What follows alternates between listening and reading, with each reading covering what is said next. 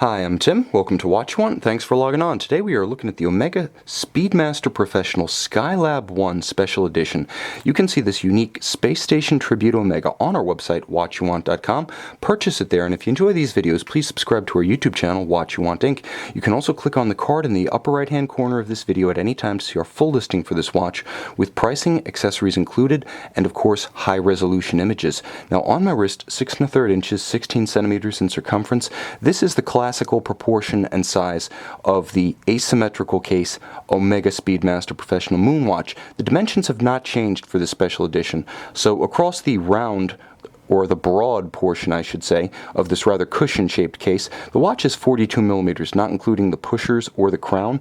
From lug to lug, there are two ways to measure this watch. There are the lugs themselves, which are 48 millimeters across at their extremities, and then there is the rigid outcropping horn of the solid end links of the 1499 bracelet, and this does increase the span to a very contemporary 53 millimeters. So you have to imagine that back in the heyday of the Moon program, this was considered an oversized sports watch in its day. But today, its proportions are elegant enough that you can wear it with a suit or you can wear it casually. It does have approximately 14.5 millimeters of thickness, and with a generously cantilevered outcropping of that tachymeter scale bezel, it may not fit under the absolute tightest sleeves, but you should be good to go for a sport jacket or a blazer.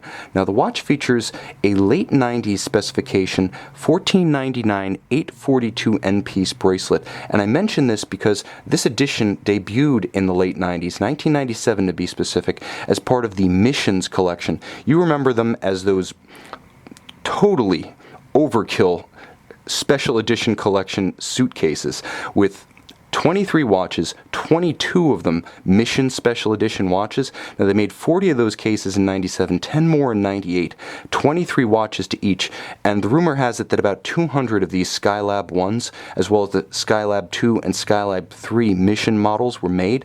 I can't confirm that independently. That's internet hearsay, so I'm going to throw it out there with the qualifier and let you decide for yourself. But it is a very uncommon reference, and it pays tribute to a very unusual period in U.S. space exploration. Today, many American youths studying the history of U.S. aerospace would be surprised to learn that we once had a space station.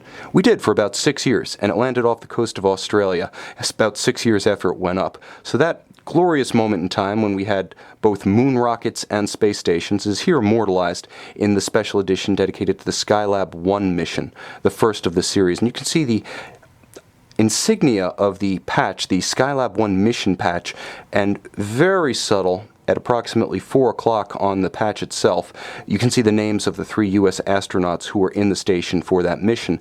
Everything else is classical Moonwatch.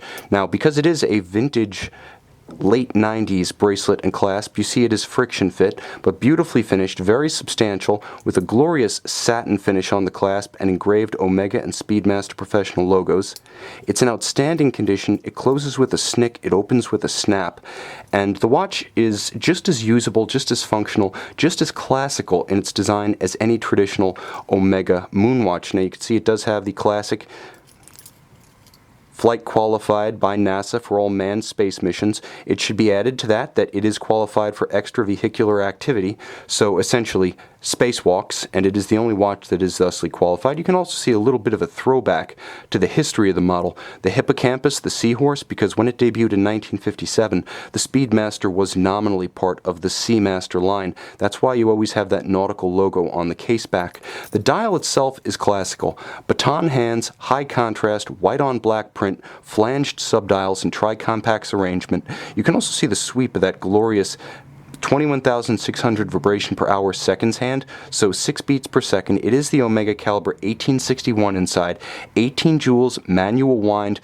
It has that 3 hertz beat rate. It also has a very smooth, almost creamy winding experience. So the tactile element of winding this watch, rarely discussed when we talk of moon watches, is worth mentioning because it's not just a manual winder, it's actually a great one, and that's a point that's rarely mentioned when referring to the great space-qualified 1861 caliber.